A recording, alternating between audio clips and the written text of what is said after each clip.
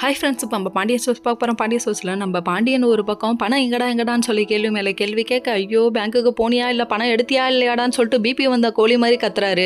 கடைசியில் பார்த்தா இவங்களுக்கு என்ன பண்ணுறதுனே தெரில. கதிர் ஒரு பக்கம் ட்ரை பண்ணுறாரு.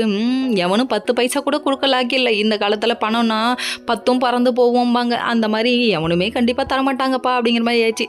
எதுக்குப்பா தேவையில்லாமல் ரிஸ்க் எடுக்கிறீங்க? கடைசியில் நம்ம கதிர் ஒரு பக்கிட்ட அலையிறாரு, நம்ம செந்தில் ஒரு பக்கிட்ட அலையிறாருங்க. யாருக்குமே கிடைக்கல. என்னடா பண்ணுறதுன்னு தெரியல. வீட்டில் பார்த்தா அதான் கடங்காரன் வந்து வாசலில் நிற்கிற மாதிரி வந்து நிற்கிறாங்க. டே பொண்ணு ஓடி போனதுக்கு நாங்கள் என்னடா பண்ணுவோம்? நீ இப்படி கூலி கேட்கலாமாடா? இது என்னடா நியாயம் அப்படிங்கிற மாதிரி ஆயிடுச்சு. வீட்டில் வந்து டாங்குன்னு 4 மணிக்கு வந்து உட்காந்துக்கிட்டு பணம் கொடுங்கிறாங்க. இதுதான்டா சொந்தம்.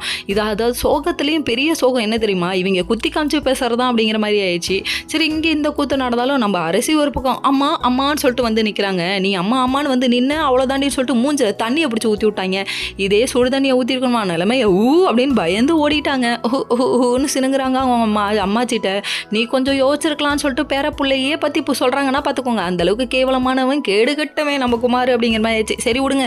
இங்கே ரியாக்ஷன் எப்படி இருந்தாலும் நம்ம செந்தில் ஒரு பக்கம் வெறுங்கையோடு வீட்டுக்கு வராரு. எதுக்கடா வெறுங்கையோடு வீட்டுக்கு வந்திருக்க? அப்பான்னு சொல்லிட்டு இதையே ஸ்லோ மோஷனில் இழுத்தானுங்க பாரு. டே அங்கே நிற்கிறீங்கடா நீங்கள் அப்படிங்கிற மாதிரி ஆயிடுச்சு. 5 நிமிஷம் 10 நிமிஷமா டடன் பிஜிஎம் போட்டுவிட்டு இழுன்னு இழுத்ததில் நம்ம பாண்டியனுக்கு ஹார்ட் அட்டாக்கே வந்திருக்கோம். கடைசியில் பார்த்தா பணம் தோ இருக்கு அப்படின்றாங்க. இது நாங்கள் எதிர்பார்த்தது தான். மீனா கிட்ட கொண்டு வந்து கொடுக்கறது என்ன, நானே எடுத்துட்டு வந்துட்டேன் அப்படின்னு சொல்கிறாங்க. இதை சொல்ல மாட்டியாடா அப்படின்றாங்க. கடைசியில் பார்த்தா கொடுத்தோன்னே தான் நிம்மதியாக இருக்குது நம்ம செந்திலுக்கு. Okay friends.